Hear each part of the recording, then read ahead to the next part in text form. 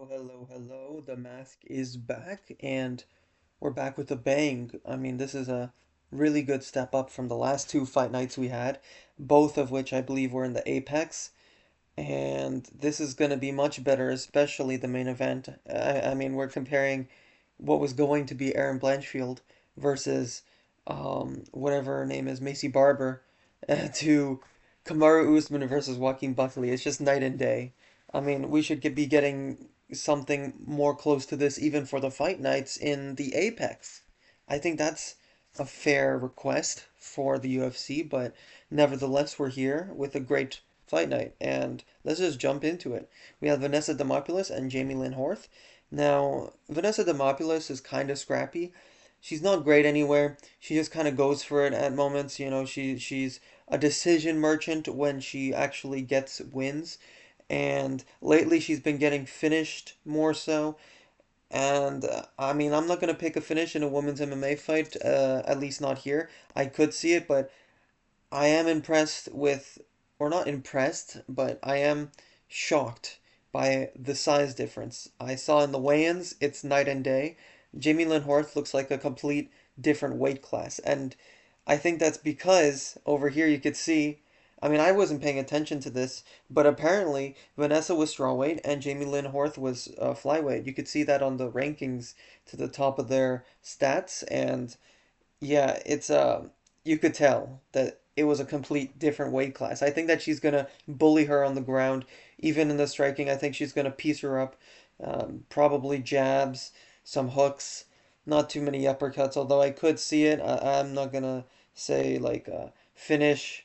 I'm gonna say a pretty clear 30-27. I see no way for Vanessa Demopoulos to win this. I have no idea why she took this fight. She is a complete like weight class apart, and it's like it shows, and it's not gonna benefit her in any way, shape, or form in this fight. She's mostly just a gritty, like scrapper. That's really what she does. She just kind of throws punches out there.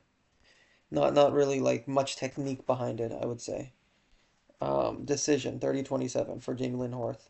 And Angelusa versus Phil Rowe. Mm, this one's tricky. I'm gonna say a decision, but I could see a finish from Phil Rowe here. It's just that Angelusa is a really like tough chin. You see him against a lot of these hard hitters. A Brian Battle, a Jack Della Maddalena, who yeah, not the most hard hitting, but he certainly has. And both these guys aren't the most hard hitting, but they put it together. They wear on you. They put a bunch of punches together, punches in bunches, combinations, and they eventually just wear on you to where they get the finish later in the fight. Angelusa showed no real like great fatigue. Like he was losing those fights clearly, but he wasn't like, oh, I'm almost gonna get finished in either of those fights. So, I mean, his ability to stay in the fight is impressive for Angelusa, and with takedowns, I am worried here, considering that Phil Rowe has shown in his Jake Matthews fight, he was actually getting held down more than I would have liked to see from him. He was getting controlled a little too much for my liking. I feel Angelusa he fights a little more like an NPC than a Jake Matthews. He kind of just goes out there throwing some decent boxing combinations and then tries to go for the takedown. Sometimes he sets it up pretty well. Sometimes he likes to feint low, to the body to like sort of draw out the idea that he might go for a takedown, something like that. But he doesn't have like the best setups. It's a decent setup, but that's my problem here. Against such a tall, rangy guy, it's similar with the Jamie Lynn Horth thing, except Angelusa's actually good, but against such a tall, long, rangy guy that looks like he could be at middleweight, I really think it's going to be hard for him to get inside to get those takedowns to where Phil Rowe cannot expect them. And I feel like he's going to sprawl on most of the takedowns. I think Angelusa is going to control him and maybe land some decent boxing combinations in one of the rounds. But Phil Rowe's going to land some pretty powerful 1-2s, maybe some hooks, and, just a lot of counters as well I could see on the lazy entries from Angelusa, I would say. 29-28, probably on the second and third round. Maybe first and second, though. I could see that. It's just, yeah, I'm going to say first and second. I feel Angelusa is a bit of a slow starter. And sometimes if you allow him to, he could pick it up on the latter halves of the fight. So I'm going to say decision for Phil Rowe. Ricky Simone, Cameron Smotherman.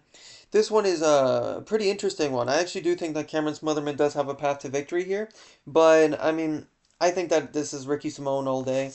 I don't know why the UFC page has Ricky Simone at such a slight favorite. I think he's like not even a 2-1 favorite. I think that he definitely should be a 2-1 favorite, maybe even a 3-1. I think Ricky Simone definitely.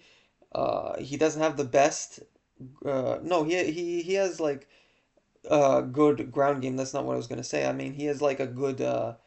He doesn't have the best striking. He has like big power, big leverage in his shots. He like throws with a bunch of wind up. He has a, and therefore he generates power. But Cameron Smotherman, he's more technical in the stand up for sure. Although I do think with the ferocity that Ricky Simone throws with, he's gonna have to make Cameron Smotherman respect him, or he will make Cameron Smotherman respect him rather. And in that regard, I think that he's gonna be able to set up a lot of those right hands, a lot of those overhands in general, some hooks. I could definitely see some hooks, maybe a couple jabs, definitely some overhands. And I think that he could drop Cameron Smotherman, although he is going to be winning most of the first round. I think that he is going to get dropped, and then Ricky Simone's gonna go for a guillotine. I mean, we saw him against Merab Dvalishvili, against Rani Yahya. I think he also got a submission with the guillotine. It might have been a different sub, but either way, Ricky Simone has a guillotine. He showed it against Merab that it maybe shouldn't have counted, but either way, he got the submission against, well, it was a TKO for some reason. By the way, he got it against Merab Dvalishvili, and that shows to me that he has a really solid guillotine. The fact that he was like constantly putting him out from the. I mean, Merab was just getting back into it because he's just such a specimen, a physical beast, and the goat. But I mean, the fact that he was able to do that to Merab, even if it was a younger Merab, shows it's a testament to how good Ricky Simone actually is. And he's not like top 15 caliber these days, but he's definitely in the mix as a top 20 guy. So I'm gonna say he drops Cameron Smotherman when he's losing on the feet. He finds the shot, and then boom, he um he smothers Cameron Smotherman. I don't know why I thought that was funny, but yeah, there you go. I think he's gonna smother him on top of it, and then he's gonna uh, get to the position that he needs to get that maybe mounted guillotine. I'm gonna say mounted guillotine in the first, late in the first, and we have Cody Durden versus Jose Ochoa. Um, I like the underdog of Cody Durden. I think he's going to take him down. I think that there's definitely going to be a argument that this should have gone to Jose Ochoa because he has flashy kicks and flashy punches and he has a good reach and height advantage and he's going to be piecing up. Actually, no, I mean, it says 5'7" and same reach, but honestly, they looked a little different on the weigh-ins. I think that Jose Ochoa is a little more long and rangy with what he uses, and he's a little bit taller, but uh, it's gonna show in the fight. He uses his weapons rangier as well, but the thing is with Cody Durden is he knows what he has to do to win. He really likes to pressure. He did that against a Bruno Silva. Against Joshua Van, it played to his detriment because Joshua Van's just such a good counterpuncher, boxer. Everything that he does, aside from, I guess, the kicks, is spectacular. So against a potentially future champion in Joshua Van, it's like that's not a bad loss, and people are forgetting him. Like against Bruno Silva before he got KO'd. I understand that he's a little bit chinny these days, especially with the brutal beating he had against Joshua Van. But that being said, with all the Bruno Silva fight, for example, he was actually winning that until he got the uppercut KO on himself by Bruno Silva, I should say. Bruno Silva got the uppercut, or it could have been a hook, but I think it was an uppercut against Cody Durden when he saw that he was dipping his head. And so those things, Jose Ochoa can find the reads for sure, but I don't know if he has the same power. I know that he throws with a lot of ferocity, but he hasn't been proven at the highest level to have such power. Just because you throw with ferocity doesn't make you have power. Because, people like Colby Covington threw with a lot of ferocity. That didn't mean he had power. It's a bit different when you're going up against a guy who was ranked a couple of fights ago. And ultimately, I think that Cody Durden's going to use his wrestle boxing game plan, which is going to be seen on this card quite a bit as well, especially in the main event, to a T. I think he's going to use it quite well. He's going to box him up a little bit just to get the respect and then boom, shoot. And I think he's going to barely win 2 rounds. I think it's going to be competitive. So I'm going to say a decision for Cody Durden. I think he's a good underdog. Malcolm Wilmaker versus Chris Moutinho. I mean, honestly, I was really hyped to see Chris Moutinho back in the UFC because I was watching his career outside the promotion and he's definitely improved. But I mean, I was really satisfied to see him get the five KO streak, not just win streak, but KO streak. But then we see that his physique is still not that good. I mean, Malcolm Wellmaker, it's just like it looks like he actually trains and has a nutritionist. Now, it's not to say that Chris Moutinho doesn't train, but I mean, you could just see which one is a proper UFC guy and which one is a really good regional guy. I mean, that's just how it is. Like Chris Moutinho is really good outside of the UFC. He will dominate outside the UFC, but inside the UFC, this is Malcolm Wellmaker's game, and I'm gonna say a first round KO. I could see a second round, but I feel with the punishment that he took in the UFC, even after the O'Malley fight, I think he had another fight which he just covered up and took some more damage. It's not good, and he seems like he is improving for sure. But he, at the end of the day, he walks forward. He's more plotty than Malcolm Wellmaker. He doesn't have that good of a counter game, that good of a his boxing is a good asset, but again, against Malcolm Wellmaker, it's just night and day. He has beautiful counters. He has really good hooks. Even his straight punches are very solid. And then against a, shorter, less fit, I would say for sure, Chris Moutinho, I don't see him winning this. I just don't, to be honest. So I'm going to say a first round KO. I think that his chin has taken too much damage against a guy like Sean O'Malley, against the other guy that he fought soon after. I don't like it. I don't like his chin. I don't think at such a, young, I know that he's not young now, but at such a young age when he was fighting O'Malley, I don't like that damage that he took there. So I'm going to say first round KO, his chin is over. It's over for you. Court McGee, Michael Chiesa. I'm gonna say another first round submission, honestly. Um, the reason for this for Michael Chiesa is I think that again, it's another thing with the weigh-ins. I think this weigh-ins is so telling. Sometimes it's not, sometimes I overanalyze it, but these weigh-ins are really showing why there's so many heavy favorites on this card. Now he's only a moderate favorite, but I mean he's almost a heavy favorite. And either way, he is a much more physically imposing guy there. You could tell, you could see it. His back looked insane when they turned away from the camera.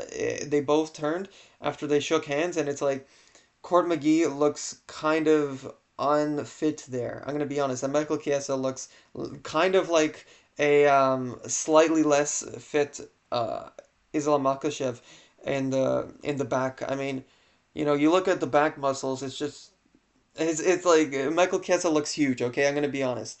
And even in the front, even everywhere. I mean, I know that this isn't like this sounds like normie um, casual talk, but I mean, let's be honest. Uh, physicality matters a lot in this sport, and you look at them. It's just like Court McGee looks like he is 40. Michael Kessa doesn't quite look like he's. I mean, aside from the fact that his beard is gray, I mean, on the sides at least. I mean, it's crazy. I mean, he's 37 and he's already got that grays. But either way, I mean, he doesn't look it in physicality at least, and he's also not looking it in the cage. You look at his Max Griffin fight, which was his last fight. He actually was doing really good on the feet as well. Now defensively, he's not all there, but I mean, at least when he covers up, I mean, not saying he covers up that much to be honest, but my point is like he does a good job of backing away, circling away, but at least with his guard, it's not that good and he does leave his hands quite low. But offensively, he's actually quite good. He's not gonna wow you with anything, but he's good enough. And Court McGee is nothing special. He at least at this point in his career, he's way too old. He's way too plotty, and Michael Chiesa is gonna find the takedown.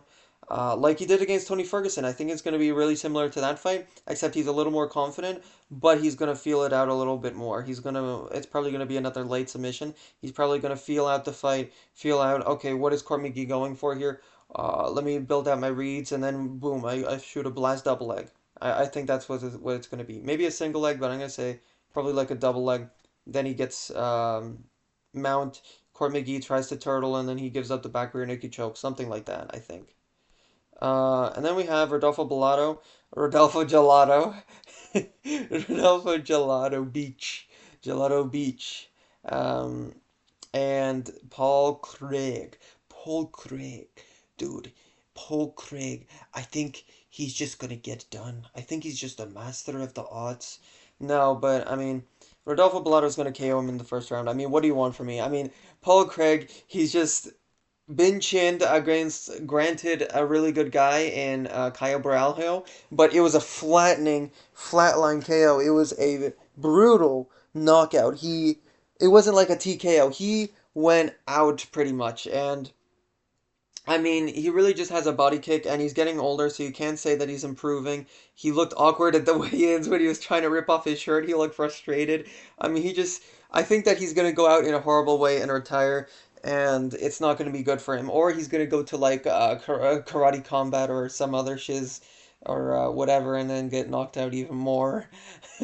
I mean, it's just a crazy turn of events. He like submits two former champs in well, actually one's current, Magomed Ankalaev and Jamal Hill, but now he's just freaking like what a four fight losing streak is going to be on. Rodolfo Bolato, he's better in the striking. Yes, he's more chinny, but he actually looked like he had abs, which in his previous fights he was kind of tubby there, and he's growing out a beard. Okay, this is not the Pereira 2.0. This is Pereira 3.0. Okay, this is his long lost great cousin. Okay, this is his Unk. This is Unk Pereira. No, but seriously, I think that he's not got the greatest of boxing, and he has been dropped in his last few fights, and that's not great. But on the ground, he's amazing. He can't get taken down, and his pressure on top's insane. When he got dropped against Ihor Potieria and was getting rocked badly, he managed to come back and just rained down ground and pound shots. It was nasty. And last but not least to say here, I think that another thing is his just like will to go after you against a guy who doesn't actually have the power to drop you is a nightmare for Paul Craig. Paul Craig does not have the arsenal. He does not have punches. He has kicks, but he doesn't have punches. So I do not see a world where he actually drops Rodolfo Bolato. And so against a guy that just comes forward at you, you're gonna need to like pull guard or just shoot a sloppy double and hope for the best. I don't know what else he could do. So I'm gonna say first round KO against Paul Craig. And Umar Sy versus Alonzo Menfield. I'm gonna go with Umar Sy. Wow, who could have guessed? I'm gonna say a second round submission, and my reasoning for this is Umar Sy looked really good in that. I think it was Tuco Tokos. Let me just double check that. Yeah, a submission, and I guess it was short notice, but still, it was a pretty clear like first round sub. Needed no real strikes, just really good grappling he's shown there. And Alonzo Menifield, he does kind of just slug and throw a lot. So I'm going to say in the first round, he kind of frustrates Alonzo Menifield, gets him swinging big shots. And then when in the second round, he, after a close competitive round where Alonzo Menifield does actually clip him a bit, but Umar Sy just, I guess, slightly wins the round off of kicks and pretty clear straight punches and some mixing up with the knees and the straight punches, like the jab, the 1-2, the right. I think that he's gonna win slightly, but then Alonzo Menifield's gonna be like, okay, I have to prove because that was a bit of a close round. It could have went to me, but it probably went to him. I'm gonna have to prove why. I'm gonna have to prove myself because he usually wins rounds off of dropping people, really. I mean, if you look back at the Dustin Jacoby fight, for example, it's a great example. And then he's going to pay for it. He's going to run into a takedown from Umar Sy. Beautiful timing. Boom. Passes. Arm triangle. That's my pick. I think he's a really good prospect to look out for. He's like a kickboxer with grappling, and it's really good to see because, the kickboxer that we have at the top of light heavyweight right now is Carlos Ulberg, who's not really much of a grappler. He's shown it in the past, but I feel Umar Sy is showing it much earlier in his game, or career, rather, than a Carlos Ulberg. And I think he just has a better submission game. I do, I really do. Cody Bumdage against Mansour Abdul Malik. First round KO, not much else to say. Cody Bumdage is actually pretty good. He showed a good chin and a good resilience to take some bombs against Julian Marquez. Only difference is he's not as technical and he's older and he is not as powerful, accurate, fast, you name it. He doesn't have what Mansour Abdul Malik has. He doesn't have the youth. He doesn't have the height. He doesn't have the reach. Julian Marquez is nothing like Mansour Abdul Malik. He has accurate shots straight down the pipe. Sometimes he'll throw a little bit wild with the hooks, but it's because he senses a finish. And when he does, there's almost no escaping him. And Cody Bumdage doesn't really have anything except for like a slam. Maybe he could go to if he gets in on a takedown. Maybe he just wins off of control time in two of the rounds. Maybe. But I seriously don't see a path to victory for him. He's just way, way less technical and slick on the feet. So yeah, first round KO. And then Randy Barcelos versus Cody Garbrandt. I'm gonna say maybe a I'm gonna say a second round KO. I'm gonna say that Cody Garbrandt. I think this is a really good underdog. I think that Randy Barcelos is good. He's taken down a lot of his opponents, and he is a good wrestler in the sport of MMA for sure. But one thing we have to consider here is Cody Garbrandt is much faster on the feet. I know that Randy Barcelos actually showed some decent hands against a Peyton Talbot as well, not just the grappling, even though that was what he was known or respected in that fight for. The fact that he was able to get so many beautiful takedowns, trips, you name it. And Cody Garbrandt, he definitely against a older, granted still good, but older Davison Figueiredo got taken down. It's not a great look for Cody Garbrandt, to be honest, going into this fight. However, I feel that definitely a Davison Figueiredo is more slick with his takedowns, with his trips. Randy Barcelos is kind of close, is certainly kind of close, but it still took a whole two rounds, almost to the third, for a Davison Figueiredo to find the choke, find the takedowns that he needed to. And I think that Cody Garbrandt has improved since that fight. I think he has locked in. I really do. And I know that he hasn't shown that in his performances all too much, but even still, I don't think that Randy Barcelos is the same kind of wrestler, jiu-jitsu practitioner as a Davison Figueiredo. I don't think he has that proficiencies that a Davison Figueiredo does in that game, in that area. And you look at the feet or the striking, Cody Garbrandt, he has fast kicks, he has fast hands. Yes, he doesn't have a great jab. Yes, I mean jab uh, pronunciation. Yes, he doesn't have a really good feinting game. Sometimes, sometimes it's okay, but he mostly relies on his speed, athleticism, power. And yes, he can wind up and load up on his shots, and yes, he can get reckless. But I think now that he is a proper veteran, he fought a lot of really tough top guys, and that he's only really lost to the best who are actually in the rankings. I think that he's gonna prove himself that hey, I'm potentially good enough to make a run into the top 15 still because I only lost to a top 5 guy in Davison Figueiredo or top 6, whatever. And Rob Font, yes, in the past kind of out jabbed me, but for the most part, hey, I freaking only lost to the best guys by a bit, and it's just a game of inches. So I think that he's going to find the chin with one of these fast hooks. When Randy Barcelos is trying to come in with a takedown, I think that he's going to maybe shock him off, and then when Randy Barcelos is in a bad position against the cage, Cody Garbrandt's going to go in with like a left hook, maybe leaping forward with it, something a little bit reckless. He's shown patience and he sees the opening where Randy Barcelos has his hands low, and then boom, he's out cold. Second round. And now we have Andre Petroski versus Edmund Chibbazian. This might be a terrible pick, but I'm going to go with Andre Petroski by decision. I think that he is really good at stalling out the fight. Yes, against Michel Pereira. This is gonna look like such a bad pick if I get him wrong here. Yes, against Michel Pereira, he got KO'd with like a not even good setup in the first round. It was just like an overhand right or something, or an overhand left, something like that, that just went through the guard for Michel Pereira, and it just put him down, and that was it. And yes, he has been drumped by things that aren't really set up too well, and he got KO'd by a hip. That's still so funny to say, but he has actually gotten back to, winning ways, and he's actually kind of good.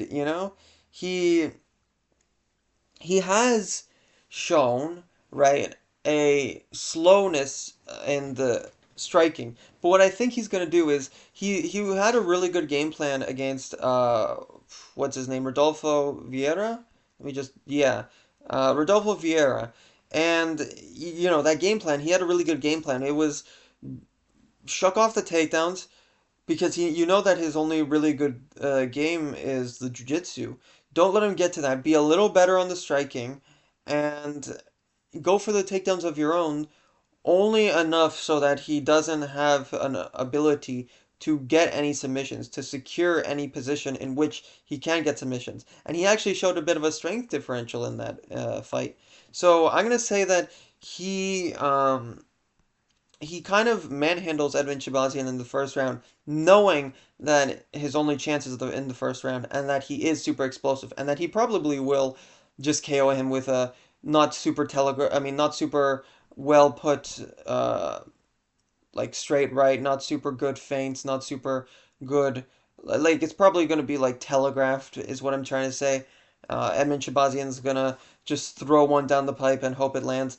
And Andre Podolski's, I think he's gonna dive for the legs, get it, get the takedown, put him flat on his back, and he could get like a round three TKO. I could see like if he truly goes for it, but been getting a lot of decisions against people who I think are a little bit worse than Edmund Shabazian. So I'm gonna say like a decently close 29-28, where just being the stronger guy on top is gonna get a Andre Petroski the win. It's a tough one, and he actually looked a little smaller in the weigh-ins, so I'm not totally relying on that. And it's definitely a rough one to pick, but I've been getting a little more risky these days. I want to get some underdogs. I really do. I really do. And Miranda Maverick versus Rose Namajunas. Unfortunately, I can't pick the underdog here. Rose Namajunas has amazing footwork, really good jabs, really good kicks.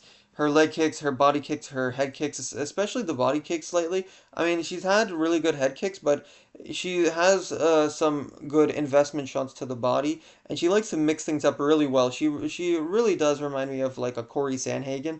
I think Lucas Tracy said something along those lines, and it is true. She is like a female Corey Sanhagen, although less good. Doesn't have as many of those flying knees or the, ground game. It's still decent there, but against people like an Aaron Blanchfield, she could just be pressured and end up, kind of not really having the setups or the footwork to be able to get anything off of on her opponent. That's kind of why Aaron Blanchfield won. She just kind of gritted down and just threw some shots that actually got the attention of Rose Namajunas that were actually decently powerful for, flyweight. But I'm going to say a probably 30-27, maybe 129-28, where the first round's pretty competitive, but Rose Namajunas picks it up. Or maybe like a third round for Miranda Maverick when, because the last three rounds against Aaron Blanchfield for Rose were the ones that she lost. So maybe she just kind of slows down, or she just kind of coasts on the first two rounds. But yeah, I think her footwork's going to be too elusive. Miranda Maverick's going to be hitting her too much. And maybe she'll go for takedowns, but it won't be good enough. Oh my gosh. Kamaru Usman versus Joaquin Buckley. What to do? What to do? Oh my gosh. I have been so, like, on the fence of this one. I have been so... For the past, like, 90% of the build up to this fight, I was picking Kamaru Usman. But watching tape and hearing what everybody else has to say and their reasons for picking Joaquin Buckley, I don't know, man. I kind of want to pick him. The thing is here, Kamaru Usman has a really good jab. We know that. and he has a really good top pressure. Now, granted, against a explosive guy like Joaquin Buckley, it might not be that like the grappling might not be that much of a factor. Although he did kind of get taken down by Colby Covington on short notice, who was washed and off the couch in the second round. He got kind of controlled for a minute. Granted, he got back up, but it was basically mostly off of athleticism for Joaquin Buckley. Now, Kamaru Usman, he also is kind of just, these guys are like wrestle boxers. He is kind of just like an athletic guy. He uses his athleticism to his advantage. But being 38, is that going to really work in your favor in this fight where you relied on athleticism and strength and just pressure, where this guy also works on pressure and he also has really good boxing? Not quite a JDM, no, no way, but it's definitely really solid. And he has also explosive shots, which, he also has the kicks, and we know that Kamaru Usman isn't the best with defending those kicks. He has gotten a little bit better with it, but against who? Leon Edwards has amazing kicks, better than those other guys that he has been facing to, like a Hamza Chimaev to block those. And Joaquin Buckley, he really sets things up to the body quite well, and I think that those investment shots are really going to play dividends here, where he's going to have a explosive round. Those body shots are going to matter because then in the latter halves of those rounds, he's going to be able to put in more volume when Kamaru Usman slows down, as he's not liking those body shots. And this is like the exact reason why most people were picking against Colby Covington in the rematch against Kamaru Usman. We were saying, oh, the layoff, and then he actually showed a really good showing for himself. However, he still didn't win that. It was a draw, but either way, like Colby Covington is pretty much, aside from the straight shots, I would say a worse version of Joaquin Buckley. It's hard to say because Usman, I mean, Buckley did show a few decent jabs, like a double up jab against Colby Covington, and he is improving in the boxing, no question. But I think it's his hooks that really are his game. He has some okay uppercuts for sure, okay what is it, overhands, and a decent jab, but really good hooks. That's really what it comes down to. His hooks to the body upstairs, the way he mixes it up is pretty solid. Again, he relies on his physicality as well, but so does Usman. It's a tough one to pick, man. It really is. Uh, I think that Kamaru Usman, the thing is, the reason why it's a tough one is because yes, Joaquin Buckley does have all the advantages, aside from the jab, I would say, and the wrestling. Kamaru Usman's probably not going to be able to use the wrestling because he's probably going to have the worst takedowns he's had in his career at this age and how much damage he's taken. Overall, I know people talk about the knees, but overall, let's be honest, he's not the same guy. He probably isn't, at least, we should say. And he really just has the jab, the 1-2. He has a really good 1-2 and a really good jab, but aside from that, it's like, what else, really? Uh, and that's a really good thing. That's the reason why it's so hard to pick this, because Numansa, Joaquin Buckley, he got dropped with a 1-2, a beautiful 1-2 against Kevin Holland and got finished in that fight. It was a TKO, granted, but he has been dropped quite a few times at middleweight. Yes, again, granted. He got and it was a head kick against Chris Curtis, or no, it was he threw a head kick against Chris Curtis, and that head kick got caught, and then he got caught on the chin with a hook, but he doesn't have to worry about that because Kamaru Usman doesn't have good hooks unless you're covering up against the fence like Leon Edwards. But ultimately, he has a good one too, and Joaquin Buckley got dropped against Kevin Holland for by the 1-2. And I know that that's a longer, rangier guy in Kevin Holland, but I don't think he has as good of a 1-2 as a Kamaru Usman. He just doesn't. So it's a really hard one to pick. I think that Joaquin Buckley doesn't have a great chin, and Kamaru Usman probably doesn't at this point in his career either. So it's so tough to pick. I think that they're both going to get dropped in this fight. Probably Joaquin Buckley in the second round, similar to the Colby Covington fight. Although this time he's gonna realize, wait a minute, Colby Covington, this guy's harder than Colby Covington. He's pushing me to my body this time. He's not just headhunting. He's actually like putting in some real boxing combinations. That isn't just like, oh, I'm gonna put in like a bunch of winging overhands to the head and hope that it lands like a Colby Covington did in moments in that fight, in their fights. And Joaquin Buckley sneaks in those head kicks really well. He just is like way more proven right now. He's been way more active.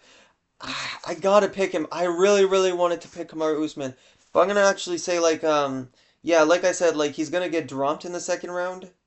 I was actually gonna say that he gets dropped in the second round, but then he comes on strong in the third and the fourth. I'm actually gonna say that they both get dropped in the same round. Like Kamaru Usman drops Joaquin Buckley at the beginning of the second round. With a jab, a stiff jab, but then he pops right back up, and then he swings right back with some hooks, and they kind of go back and forth a little bit more, and then kind of in the middle half of the round, the late middle-ish, where it's like maybe 2 minutes left, I would say, somewhere around then, Joaquin Buckley comes in with like left hook to the body, right hook upstairs, comes around the guard, boom, right on the chin for against Kamaru Usman. Almost as bad as the Leon Edwards head kick. I'm gonna say it's a pretty vicious, brutal KO for Joaquin Numanza Buckley. Anyway, yeah, those are my predictions for UFC Fight Night Atlanta. I'm pretty sure it is. And yeah, I'm gonna say second round brutal KO for Joaquin Buckley. Thank you so much for watching. Like, comment, and subscribe. Mask of MMA out.